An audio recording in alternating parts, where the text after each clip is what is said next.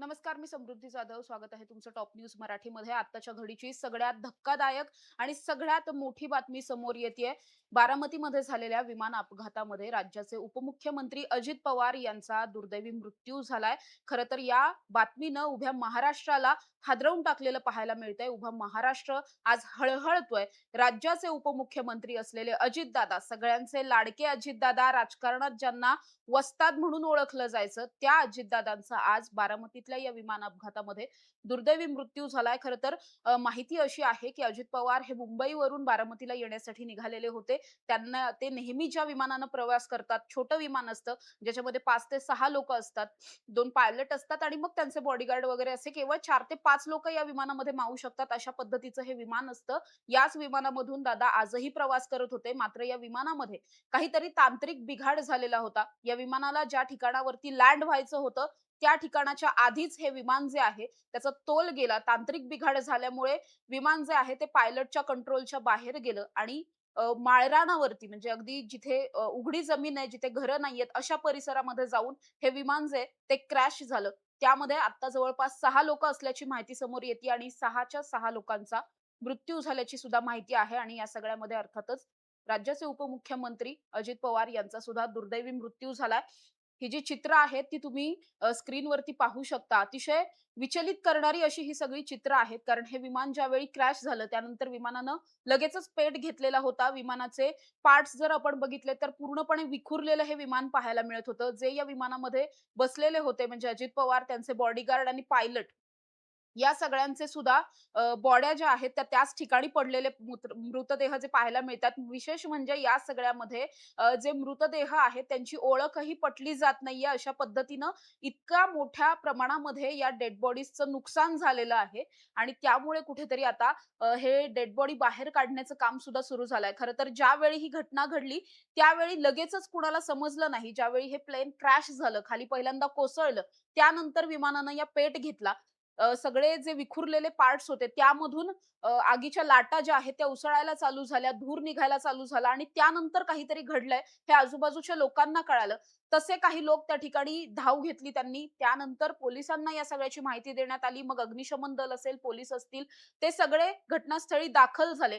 त्यानंतर जे काही दृश्य होतं, हे दृश्य खरंचच अंगावरती काटा आणणारं दृश्य होतं आणि त्यानंतर सुद्धा तातडीनं जे या विमानामध्ये बसलेले सगळे प्रवासी होते, त्यांना तातडीनं बाहेर काढून कुठेतरी लवकरात लवकर रुग्णालयात दाखल करण्यासाठीचे प्रयत्न सुरू झालेले होते. अनेकांना रुग्णालयात दाखल सुद्धा केल्याची माहिती समोर आली. मात्र या सगळ्यामध्ये सत्य हेच आहे, की ज्यावेळी हा अपघात झाला, त्याच वेळी या विमानात बसलेल्या सगळ्या लोकांचा मृत्यू झालेला होता आणि यामध्ये आता खरंचच खूप मोठा हा धक्का महाराष्ट्रासाठी म्हणावा लागेल. कारण राज्याचे उपमुख्यमंत्री राहिलेले अजित पवार, जे आता सुद्धा उपमुख्यमंत्री होते, पुण्याचे पालकमंत्री होते. अगदी काल परवापर्यंत अजितदादा हे पुण्यामध्ये होते. काल ते मुंबईला गेलेले होते. मुंबईवरून आज पुण्यात आज बारामतीमध्ये ते परतत होते. बारामतीमध्ये आज त्यांच्या 4 नियोजित सभा होत्या, दौरे होते. या सगळ्या सभांच्या दरम्यान आता ज्या निवडणुका आहेत, पंचायत समिती आणि जिल्हा परिषदच्या ज्या निवडणुका आहेत, या सगळ्या निवडणुकांना ते सामोरे जाणार होते आणि त्यासाठी त्यांचे जे उमेदवार आहेत, या उमेदवारांच्या प्रचारार्थ ते सभा घेणार होते. जसं पुणे महानगरपालिकेच्या वेळेस त्यांनी सभांचा धडाका लावलेला होता, रोड शोचा धमाका लावला होता, तशाच पद्धतीनं आज बारामती सुद्धा संपूर्ण अजितदादामय होणार होती, राष्ट्रवादीमय होणार होती. संपूर्ण राष्ट्रवादीमध्ये संपूर्ण बारामतीमध्ये राष्ट्रवादीचे अनेक जे उमेदवार आहेत, या सगळ्या उमेदवारांचा प्रचार आज स्वतः अजित पवार करणार होते आणि त्यासाठी खरं तर ते सकाळी लवकर मुंबईवरून निघालेले होते आणि त्यानंतर ते आज बारामतीमध्ये पोहोचणार होते. काही वेळापूर्वीच जेव्हा त्यांचं विमान हे लँड होणार होतं, लँड होण्याच्या पूर्वीच हा तांत्रिक बिघाड झाला आणि त्यामध्येच प्लेन क्रॅश झालं आणि हे सगळे मृत्यू झालेले पाहायला मिळतंय. खरं तर संपूर्ण महाराष्ट्राला हादरवून टाकणारी ही घटना आहे. याआधी सुद्धा विमान अपघातांमध्ये किंवा अपघातांमध्ये अनेक राजकीय नेत्यांचे मृत्यू झालेले पाहायला मिळतात. वारंवार हे सांगितलं जातं, की जेव्हा एखाद्या विमानामधून नेते प्रवास करत असतात, या विमानाचं सगळ्यात पहिल्यांदा ऑडिट होतं. ते विमान पूर्ण ठीक आहे का? व्यवस्थित आहे का? त्याचे तांत्रिक त्यामध्ये काही बिघाड नाहीये ना? या सगळ्या दृष्टिकोनातून सातत्यानं विमानाची जी काही आहे ती तपासणी केली जात असते आणि त्यानंतरच ही विमानं जी आहेत ती अ, पुन्हा मग आपल्याला धाव घेताना पाहायला मिळतात रणपट्टीवरून आणि मग त्याच्यानंतर सगळं जे काही त्यांचा प्रवास असतो विमानांचा, हा विमानांचा प्रवास होत असतो. मात्र असं सगळं घडत असताना आज मात्र ही दुर्दैवी घटना घडली. आज या विमानाचं कुठल्याही पद्धतीचं ऑडिट झालेलं नव्हतं का? हा सगळ्यात महत्त्वाचा प्रश्न आहे. नेमका काय तांत्रिक बिघाड झालेला होता, ज्यामुळे इतका मोठा अपघात झाला? हा आता संशोधनाचा भाग असणार आहे. खरं तर यामध्ये आता सगळेच जण जे आहेत ते लवकरात लवकर या विमानाच्या नेमकं काय बिघाड झालेला होता, नेमकं या अपघाताचं कारण काय हे शोधून काढण्यासाठी आता सगळ्यांकडून मागणी केली जातीये. अर्थात तशी प्रक्रिया सुद्धा आता चालू झालेली आहे. विमानामध्ये नेमकं काय चुकलेलं होतं, काय बिघाड झाला होता, हे सगळं सुद्धा शोधलं जाणार आहे. मात्र हे सगळं असताना अजितदादांचा या सगळ्यामध्ये दुर्दैवी मृत्यू झालाय. हा राष्ट्रवादीसाठी सगळ्याच राजकीय पक्षांसाठी मोठा धक्का राहिलेला आहे. अजित पवार हे राजकारणामध्ये वस्ताद मानले जायचे. म्हणजे शरद पवारांच्या नेतृत्वाखाली ते स्वतः तयार झाले. मात्र ते केवळ एकटे तयार झाले नाहीत. त्यांनी त्यांच्यासारखे अनेक लोक तयार केले. त्यामुळेच खरं तर अजित पवार हे राजकारणामध्ये एक मुत्सद्दी राजकारणी म्हणून ओळखले जायचे. तडकाफडकी निर्णय घेणारे, स्पष्ट वक्ते आणि खूप कुठल्याही गोष्टीमध्ये जर दादांकडे एखादं काम गेलं, तर ते काम आपलं 100% पूर्ण होणार, असं कार्यकर्त्यांना खात्री असायची, जनसामान्यांना खात्री असायची.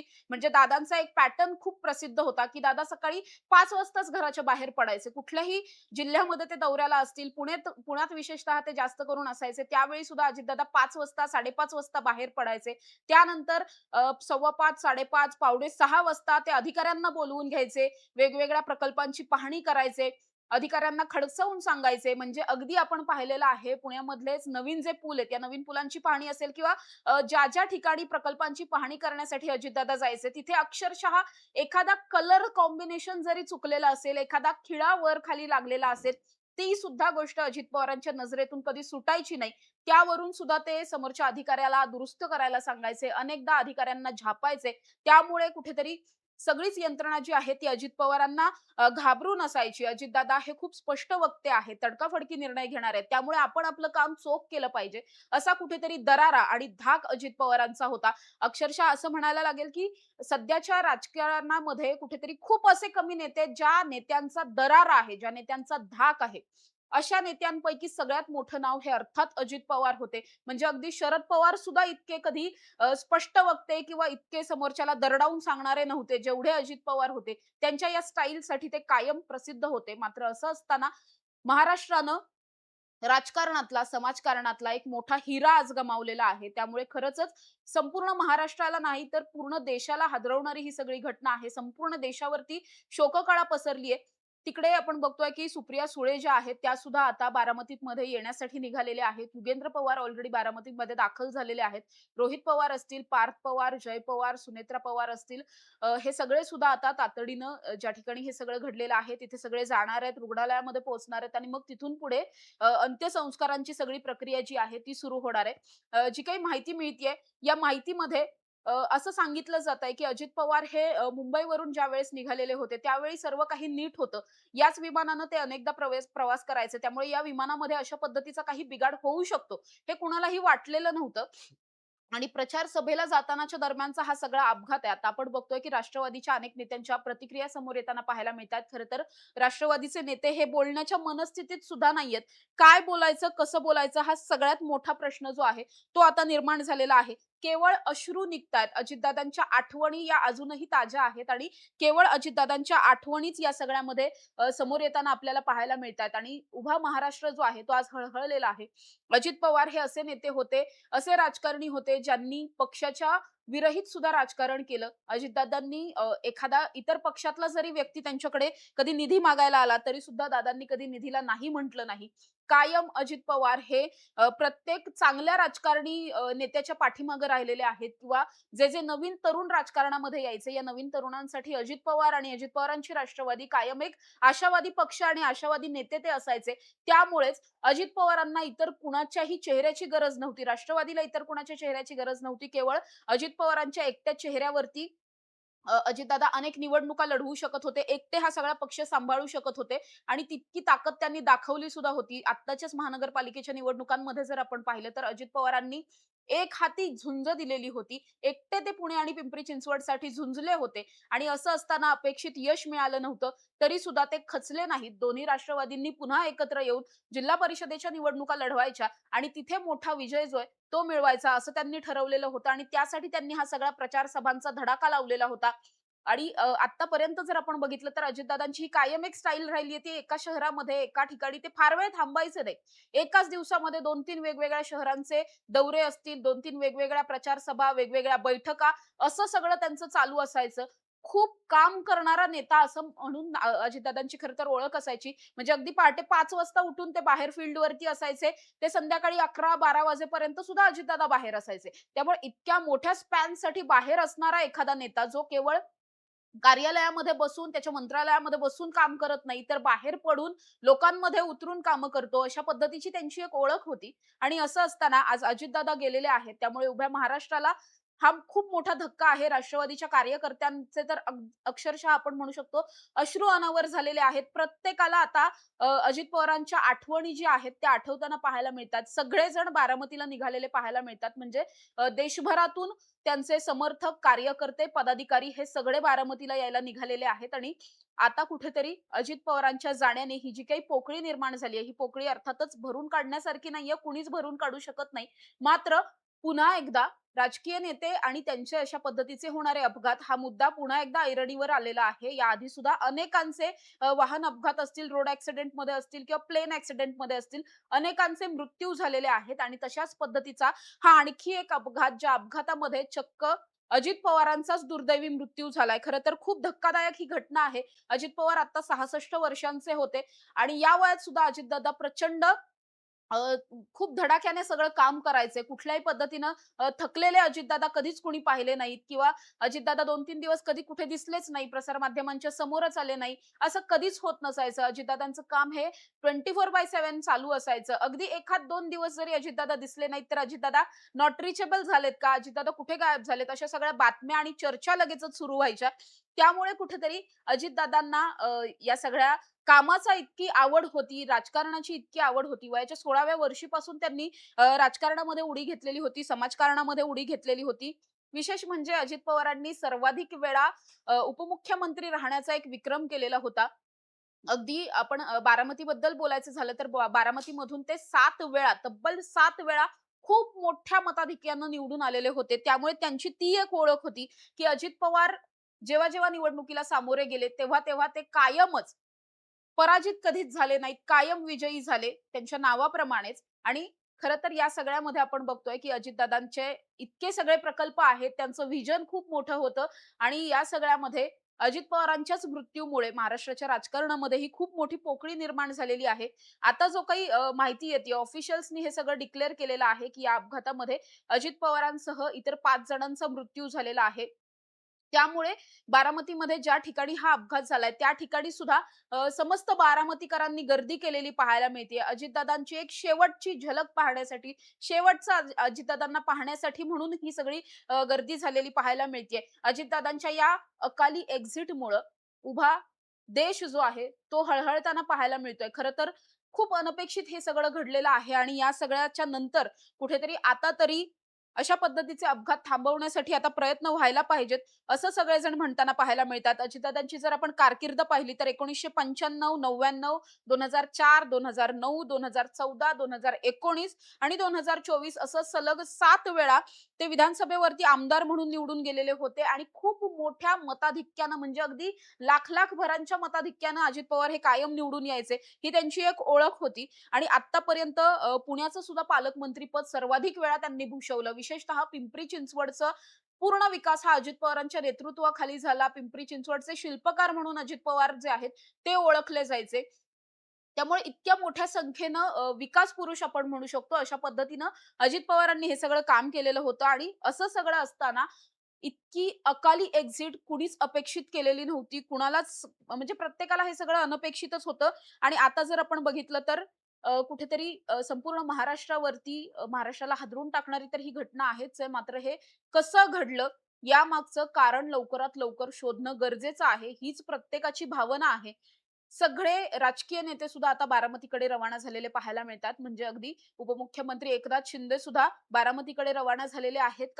पुढच्या काही वेळामध्ये सगळेच पूर्ण मंत्रिमंडळ जे आहे, ते संपूर्ण मंत्रिमंडळ बारामतीमध्ये दाखल होणार आहे. कारण बारामतीमध्येच कदाचित अजित पवारांवरती अंत्यसंस्कार होऊ शकतात. त्यांचं मूळ गाव आहे काटेवाडी. या काटेवाडीशी, बारामतीशी अजित पवारांची नाळ जोडलेली होती. अजितदादा कुठेही असतील तरी बारामतीची ओढ त्यांना कायम असायची. बारामतीचा विकास हा अजित पवारांच्या नेतृत्वाखाली खूप मोठ्या संख्येनं झालेला होता. नंतरच्या काळामध्ये म्हणजे जेव्हा शरद पवारांच्या नेतृत्वाखाली बारामतीचा खूप विकास झाला. अजित पवार स्वतः हे मोठे राजकारणी म्हणून समोर आले. असं सगळं असताना ज्यावेळी शरद पवारांचं थोडंसं वय झालेलं होतं, त्यानंतर अजित पवारांनी सगळी सूत्र हातात घेतलेली होती आणि त्यांनी सुद्धा त्यांच्या व्हिजनमधून हे दाखवून दिलेलं होतं. अजित पवार जेव्हा बोलायचे तेव्हा कुठलाही प्रकल्प त्यांचा हा केवळ तात्पुरता नसायचा. त्यांनी जेव्हा-जेव्हा ते एखादा विचार मांडायचे, एखादा प्रकल्प सांगायचे, एखादी आयडिया घेऊन ते जनतेच्या समोर यायचे.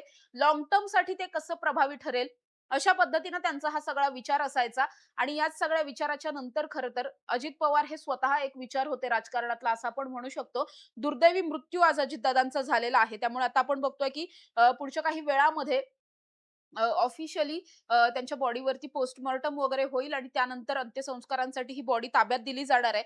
खरं तर राष्ट्रवादीमध्ये ज्यावेळी फूट पडली, त्यावेळी सुद्धा अजित पवारांना मोठ्या टीकेला सामोरं जावं लागलेलं होतं. अनेक नेते, अनेक महत्त्वाचे नेते खरं तर अजित पवारांच्या बरोबर गेलेले होते. छगन भुजबळांसारखे ज्येष्ठ नेते असतील, ते सुद्धा अजित पवारांच्या बरोबर जाणं त्यांनी पसंत केलेलं होतं. कारण अजित पवारांचं असलेलं काम त्यांनी राष्ट्रवादीमध्ये राहून केवळ शरद पवारांची राष्ट्रवादी म्हणून नाही तर अजितदादांची म्हणून एक कार्यकर्त्यांची फळी त्यांनी तयार केलेली होती आणि त्यामुळेच कुठेतरी हे इतक्या मोठ्या संख्येने नेते घेऊन अजित पवार हे सरकारमध्ये सामील होण्यासाठी गेले. त्यानंतर मग सगळा जो काही पक्ष संघर्ष राहिला, संयुक्त पक्ष असतानाचा आणि त्यानंतर पक्ष फुटीनंतरचा हा सगळा संघर्ष आपण पाहिलेला आहे.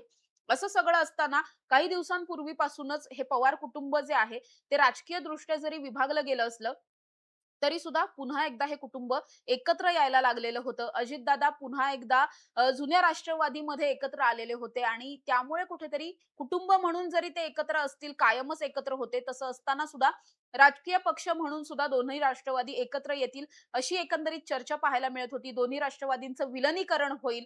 दोन्ही राष्ट्रवादींचा एक चेहरा म्हणून अजित पवार कुठेतरी लीड घेतील. कारण आपण बघितलं तर सुप्रिया सुळे या केंद्रात कायमच चर्चेत राहिलेल्या आहेत. त्यांनी जे नेतृत्व केलं हे केंद्रात केलंय. लोकप्रतिनिधी म्हणून त्या खासदार राहिलेल्या आहेत. अर्थात त्यांनी केंद्रात कामं केलेली आहेत. त्यामुळे केंद्र सुप्रियाताई सांभाळणार आणि राज्य अजितदादा सांभाळणार अशा पद्धतीची एक स्ट्रॅटेजी आहे.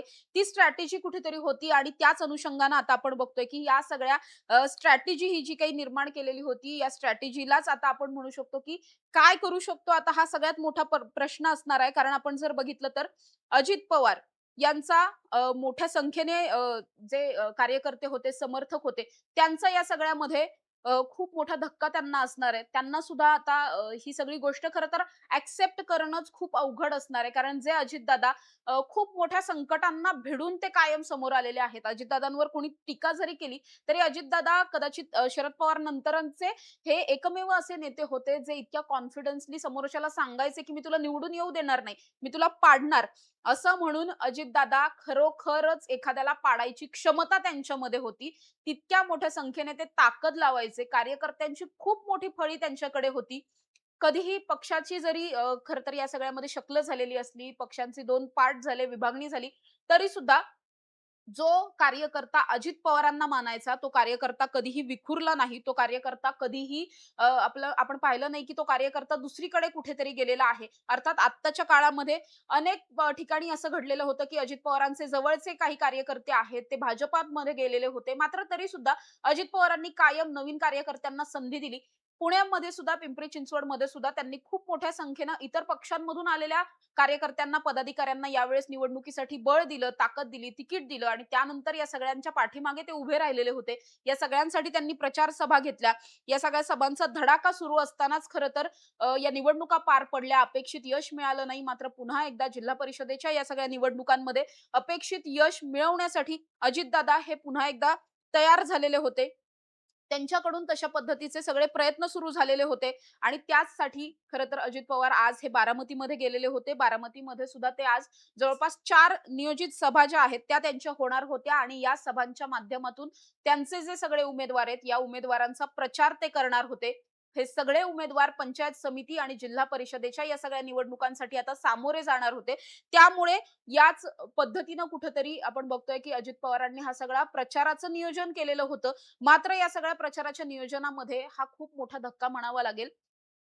आपण बघतोय गेल्या काही वर्षांमध्ये विमानाचे जे अपघात आहेत, हे अपघात खूप मोठ्या संख्येनं वाढलेले आहेत. म्हणजे अगदी खाजगी प्रवासी वाहनं असतील, विमानं असतील किंवा मग जी सरकारी विमानं असतात म्हणजे जी एअरलाईन्सची जी विमानं असतात, प्रवासी विमानं आपण ज्याला म्हणतो, ज्यामध्ये मोठ्या संख्येने प्रवासी असतात, तशा पद्धतीची विमानं सुद्धा अचानकपणे ॲक्सिडेंट होण्याचं प्रमाण वाढलेलं आहे. काही दिवसांपूर्वी गुजरातमध्ये सुद्धा एक खूप मोठा विमान अपघात झालेला होता. या विमानामध्ये केवळ एका व्यक्तीचा मृत्यू झालेला नव्हता. केवळ एका व्यक्तीचे प्राण वाचले. बाकी पूर्ण विमानामधले सगळे लोक जे होते, त्या सगळ्यांचा या सगळ्यामध्ये मृत्यू झालेला होता आणि त्यानंतर कुठेतरी विमान अपघातांची संख्या कमी करण्यासाठी, विमानाचे अपघात टाळण्यासाठी लवकरात लवकर आपण प्रयत्न केले पाहिजेत आणि त्या दृष्टिकोनातून सातत्यानं एखादं विमान कुठेतरी फ्लाय व्हायच्या आधीच त्याची सगळी जी काही चाचणी असेल, तपासणी असेल, हे सगळं करायचं असं ठरलेलं होतं आणि असं सगळं ठरलेलं असताना सुद्धा अजित पवारांच्या या विमानाची कुठली तपासणी झालेली नव्हती का? हा सगळ्यात मोठा प्रश्न आता उपस्थित होतोय. त्यामुळे अजित पवारांच्या विमानामध्ये नेमका काय बिघाड झालेला होता, हे शोधणं, हे तपासणं खूप महत्त्वाचं असणार आहे. कारण अजितदादा हे स्वतः सुद्धा इतके शिस्तबद्ध नेते होते, की ते कुठेही जात असतील, काही असेल, तरी त्यांचं सगळं नियोजनबद्ध कामकाज असायचं. त्यामुळे असं नाहीये, की त्यांनी एखाद्या विमानामध्ये ते असेच बसले आणि असेच ते फ्लाय केले असतील. मात्र मग त्यांनी जर असं काही केलेलं नव्हतं, तर मग हे त्यांचं नेहमीचं विमान असेल, तर या नेहमीच्या विमानामध्ये असा नेमका काय बिघाड झाला होता? काय नेमकं तांत्रिक यामध्ये चुकलेलं होतं? हे सगळं आता शोधावं लागणार आहे. आपण जर बघितलं तर अजितदादांची संपूर्ण राजकीय कारकीर्द जर पाहायला गेलं तर 1982 मध्ये त्यांनी सगळ्यात पहिल्यांदा राजकारणामध्ये प्रवेश केलेला होता. त्यानंतर सहकारी साखर कारखान्यावरती संचालक मंडळावरती त्यांनी काम केलेलं होतं. त्यांची तिथे निवड झालेली होती आणि तिथपासून हा सगळा जो प्रवास आहे, तो सुरू झालेला होता. जन्म अजितदादांचा अहमदनगरमध्ये झालेला होता. त्यांच्या आजोळीच त्यांचं 10वी पर्यंतचं सगळं शिक्षण झालेलं होतं म्हणजे राहुरीमध्ये. आणि ह्या सगळ्या शिक्षणाच्या नंतर जेव्हा ते बारामतीला परतले, त्यानंतर मात्र महाविद्यालयीन शिक्षणासाठी ते मुंबईमध्ये गेले. मुंबईमध्ये महाविद्यालयीन शिक्षण घेऊन मग पुन्हा ते बारामतीत आले आणि त्यानंतर त्यांनी ही त्यांची राजकीय कारकीर्द सुरू केली. अगदी आपण सुरुवातीला पाहिलं तर साखर कारखान्यांच्या इलेक्शन्समध्ये अजितदादा हे कायम त्यांचा रस असायचा. आत्ताच्या सुद्धा ज्या इलेक्शन्स झाल्या साखर कारखान्यांच्या, त्यामध्ये सुद्धा अजित पवार हे निवडणुकीसाठी रिंगणात होते. म्हणजे अगदी पहिली निवडणूक सुद्धा त्यांनी तिथूनच सुरू केलेली होती. त्यामुळे साखर कारखाने असतील किंवा सहकार क्षेत्र असेल, या सगळ्यामध्ये एक मोठं काम त्यांनी उभं केलेलं होतं. त्यामध्ये काम सातत्यानं चालू ठेवायचं, असं एक त्यांचं व्हिजन होतं. त्यामुळे त्यांनी कायम राजकारण जरी करत असले, ते राजकीय नेते म्हणून उदयास येत असताना सहकार क्षेत्रामध्ये त्यांचं जे काही कामकाज होतं, ते सुद्धा त्यांनी चालू ठेवलेलं होतं. सहकारी बँकेच्या अध्यक्षपदी सुद्धा ते 1991 मध्ये निवडून आले होते. त्यानंतर 16 वर्ष त्यांनी या पदावरती कामकाज पाहिलं. हे सोडून जर आपण बघितलं तर राज्यभरामध्ये रयत शिक्षण संस्था नावाची एक संस्था आहे, जी सातारची आहे मूळची संस्था. मात्र संपूर्ण राज्यभरामध्ये त्यांच्या वेगवेगळ्या शिक्षण संस्था असलेल्या म्हणजे वेगवेगळ्या शाळा, कॉलेजेस वगैरे असलेले पाहायला मिळतात. त्यांचं सुद्धा संचालक पद अजितदादांनी भूषवलेलं होतं. विशेष म्हणजे बारामतीचं विद्या प्रतिष्ठान खूप फेमस आहे. या विद्या प्रतिष्ठानचे विश्वस्त म्हणून सुद्धा ते फेमस होते. अनेक वर्ष त्यांनी खरं तर काम पाहिलेलं होतं. पुणे जिल्हा शिक्षण मंडळाचं काम त्यांनी अनेक वर्ष पाहिलं होतं. महानंद बँक असेल त्याचे संचालक पद त्यांच्याकडे होतं. वसंतदादा शुगर इन्स्टिट्यूटचं संचालक पद होतं. म्हणजे अजित पवारांनी खूप वेगवेगळ्या पद्धतीची संचालक पदं जी आहेत, ती वेगवेगळ्या पद्धतीची त्यांनी भूषवलेली होती. त्यामुळे एक ऑलराउंडर नेता म्हणून ते प्रसिद्ध होते. अजितदादांना कुठल्याही क्षेत्रामध्ये टाकलं तरी त्यांना त्या क्षेत्रातलं नॉलेज सगळं असायचं. लवकरात लवकर ते सगळं तिथलं जो काही कामकाज आहे ते शिकून पटकन त्यामध्ये प्रावीण्य प्राप्त करायचं अशा पद्धतीचे एक ते नेते होते. विशेषतः आपण जर बघितलं तर अजितदादा आणि अर्थ खातं याचं एक वेगळं समीकरण होतं. अजितदादांना कायम तिजोरीच्या चाव्या या स्वतःकडे असाव्यात असं वाटायचं आणि त्यांनी कायमच अर्थमंत्री म्हणून अनेकदा कामकाज पाहिलेलं आहे. अनेकदा त्यांनी राज्याचे अर्थसंकल्प सादर केलेले आहेत. त्यामुळे कुठलं बजेटमध्ये काय-काय असलं पाहिजे, किती बजेटमध्ये आपल्याला काय-काय समाविष्ट करून घ्यायचं आहे, कमी जरी बजेट असेल तरी त्या कमी बजेटमध्ये जास्तीत जास्त वेगवेगळ्या पद्धतीनं आपण हा सगळा पैसा सत्कारणी कसा लावू शकतो, या सगळ्यासाठी त्यांनी खूप म्हणजे ते आधीपासूनच अर्थ खातं त्यांचं आवडतं खातं असल्यामुळे कुठेतरी ते या सगळ्यामध्ये त्यांनी प्रावीण्य प्राप्त केलेलं होतं आणि त्यामुळेच कुठेतरी अजित पवारांकडे आत्ता सुद्धा अर्थ खातं होतं. आत्ता सुद्धा राज्याचे उपमुख्यमंत्री असण्याबरोबरच अर्थ खातं त्यांच्याकडे होतं आणि त्यासाठीच ते दिवस-रात्र जे आहेत ते काम करताना पाहायला मिळायचे. राज्याच्या तिजोरीवरती कुठलाही जास्तीचा भार येऊ नये यासाठी ते प्रयत्न करायचे किंवा काही कर्ज जरी असतील आपण बघितलं पिंपरी चिंचवडच्या महानगरपालिकेवरती खूप मोठ्या संख्येने सगळा कर्जाचा बाजार जो आहे तो भरलेला होता आणि कर्ज खूप झालेलं होतं. असं सगळं असताना हे कर्ज सुद्धा कशा पद्धतीने आपल्याला नील करता येईल, लवकरात लवकर कर्जबाजारी झालेली जी महानगरपालिका आहे ती लवकरात लवकर आपल्याला पूर्ववत कशी करता येईल यासाठी त्यांनी त्यांचं व्हिजन सांगितलं होतं. पुणे पिंपरी चिंचवडसाठी विशेषतः त्यांनी पीएमटी आणि मेट्रोचा प्रवास सगळ्यांसाठी मोफत करू, अशा पद्धतीचं एक आश्वासन दिलं. या आश्वासनावरती अनेकांनी टीका केल्या. भाजपनं विशेषतः खूप टीका केल्या. मात्र या सगळ्याच्या नंतर सुद्धा हे आश्वासन लोकांना अपील होईल असं वाटत होतं. मोठा विजय मिळेल असं वाटत होतं. मात्र अपेक्षित विजय मिळाला नाही आणि त्यामुळेच कुठेतरी आता आपण बघतोय, की अपेक्षित विजय जरी त्यांना मिळाला नसला, तरी सुद्धा या विजयाच्या जरी हा विजय मिळालेला नसला, तरी सुद्धा जिल्हा परिषदेच्या या सगळ्या निवडणुकांसाठी अजितदादा हे पुन्हा एकदा अ, त्यांच्या कामाला लागलेले होते, प्रचारांसाठी लागलेले होते, असं आपल्याला पाहायला मिळतंय. आता बघतोय आपण राज्यातील विविध नेत्यांच्या जे आहेत ते या सगळ्यावरती प्रतिक्रिया समोर येताना पाहायला मिळतात. प्रत्येकालाच या सगळ्यामध्ये धक्का बसलेला आहे. म्हणजे अजित पवारांचं राजकीय वैर काही मोजक्या लोकांशी होतं. मात्र असं असलं तरी सगळ्या पक्षांशी त्यांचं खूप चांगलं जमायचं. अनेक वेगवेगळ्या पक्षांबरोबर त्यांनी सत्तेमध्ये ते राहिलेले होते. त्यामुळे प्रत्येक नेत्याबरोबर जुळवून घेण्याची एक त्यांची पद्धत होती. जरी अजित पवार काहींचे राजकीय विरोधक असतील, तरी सुद्धा राजकीय विरोधक असले तरीही अजितदादांच्या साठी कुणाच्याही मनात असूया नव्हती. किंवा अजित पवार हे खूप मोठे लढवय्ये नेते आहेत, विकास पुरुष आहेत. अजितदादांचं व्हिजन हे खूप मोठं आहे. हे सगळं प्रत्येकाला माहीत असायचं. जरी विरोधक असतील तरी सुद्धा अजित पवारांवर टीका करताना एका लिमिटपर्यंत टीका केली जायची आणि त्याचबरोबर अजित पवारांचं जे काम आहे, हे काम मात्र कधीही कुणीही नाकारलं नाही. अजितदादांचं काम कशा पद्धतीचं होतं, अजितदादा काम करण्यासाठी किती उत्साही आणि कायमच चांगल्या पद्धतीनं काम करणारे नेते अजित पवार राहिलेले होते. हे प्रत्येकच जण मान्य करायचे. त्यामुळे असं असताना सुद्धा आता अजित पवारांच्या या मृत्यूच्या बातमीनंतर उभा देश जो आहे तो हळहळलेला पाहायला मिळतोय. संपूर्ण देशभरातून शोककळा व्यक्त केल्या जातात. भावपूर्ण श्रद्धांजली व्यक्त केली जातेय. या सगळ्याच्या नंतर पवार कुटुंब जे आहे, ते संपूर्ण पवार कुटुंब सुद्धा आता बारामतीच्या दिशेने मार्गस्थ झालेलं पाहायला मिळतंय. पुढच्या काही वेळामध्येच सगळेजण बारामतीमध्ये पोहोचतील आणि त्यानंतर या सगळ्यामध्ये आपण बघतोय, की बारामतीमधून अजित पवारांचं जे पार्थिव आहे त्याच्यावरती पहिल्यांदा तर पोस्टमॉर्टम होईल आणि त्यानंतर हे पार्थिव जे ते अंत्यदर्शनासाठी वगैरे ताब्यात दिलं जाणार आहे. अंत्यदर्शन होईल आणि कदाचित उद्या किंवा परवा दिवशी अजित पवारांवरती या सगळ्यामध्ये अ, त्यांच्यावरती अंत्यसंस्कार जे आहेत पार्थिवावरती ते केले जातील आणि मुळात हे अंत्यसंस्कार करण्यासाठी सुद्धा देशभरातून सगळ्या पद्धतीचे सगळे जे नेते आहेत, विविध पक्षांचे नेते आहेत, विविध सामाजिक कार्यकर्ते असतील, प्रत्येक क्षेत्रातल्या लोकांशी त्यांची खूप चांगली ओळख होती, खूप चांगले संबंध होते. त्यामुळे या सगळ्यामध्ये सगळ्याच या वेगवेगळ्या क्षेत्रातील लोकांना आता एकत्र येऊन या सगळ्या पार्थिवावरती अंत्यसंस्कार करण्यासाठी सगळेजण बारामतीत दाखल होणार आहेत. त्यामुळे हे अंत्यसंस्कार लगोलग केले जाणार नाहीत. कदाचित उद्या किंवा परवा दिवशी हे सगळे अंत्यसंस्कार केले जातील. दुसरीकडे आपण बघतोय, की बारामतीमध्ये परिस्थिती जी आहे, ती कुठेतरी जास्त तणावात असलेली पाहायला मिळतेय. कार्यकर्त्यांनी, समर्थकांनी ज्या ठिकाणी हा अपघात झाला, त्या ठिकाणी सुद्धा धाव घेतलेली आहे. अजितदादा ज्या ठिकाणी राहायला होते, त्यांचं जिथे घर होतं, तिथे असतील. त्यांच्या वेगवेगळ्या पद्धतीची त्यांची कॉलेजेस होती. त्या कॉलेजेसच्या बाहेर जिथे-जिथे अजित पवार यांचं वास्तव्य होतं, त्या-त्या ठिकाणी तिथल्या कार्यकर्त्यांनी आता कुठेतरी गर्दी केलेली पाहायला मिळते आणि महाराष्ट्राच्या राजकारणातला दादा माणूस गेला, असं म्हणून प्रत्येकजण या सगळ्यावरती प्रतिक्रिया देताना पाहायला मिळतोय. पवार कुटुंबियांपैकी कुणाचीही प्रतिक्रिया अजून समोर आलेली नाहीये. मात्र जे कोणी समोर येऊन गेलेले आहेत, युगेंद्र पवार असतील, प्रचंड धायमुकलून रडताना ते पाहायला मिळाले होते. दुसरीकडे देशाचे पंतप्रधान नरेंद्र मोदी यांनी सुद्धा अजित पवारांचे 2-3 फोटो पोस्ट करत त्या फोटोबरोबर त्यांना सुद्धा श्रद्धांजली वाहिलेली आहे. त्यामुळे अजित पवार हे किती मोठं नाव होतं, राज्याच्या राजकारणातलं किती मोठं नाव होतं, समाजकारणातलं किती मोठं नाव होतं आणि आत्ताच्या दृष्टिकोनातून आता जी काही राजकीय परिस्थिती आहे, त्या परिस्थितीमध्ये अजित पवारांचं असणंच किती महत्वाचं होतं, हे कुठेतरी या सगळ्यामुळे अधोरेखित होतंय. अर्थात अजित पवारांच्या या अकाली एक्झिटमुळे संपूर्ण महाराष्ट्राला हा खूप मोठा धक्का आहे. संपूर्ण देशाला धक्का आहे. महाराष्ट्राच्या राजकारणात खूप मोठी पोकळी निर्माण झालेली आहे. राष्ट्रवादी आज अनाथ झाली असं म्हणावं लागेल आणि या सगळ्याच्या नंतर आता खरं तर ऑफिशियल्स कडून या सगळ्या पार्थिवावरती अंत्यसंस्कार कधी केले जातील वगैरे या सगळ्याची माहिती जी आहे ती पुढच्या काही वेळामध्ये कदाचित समोर येताना पाहायला मिळेल.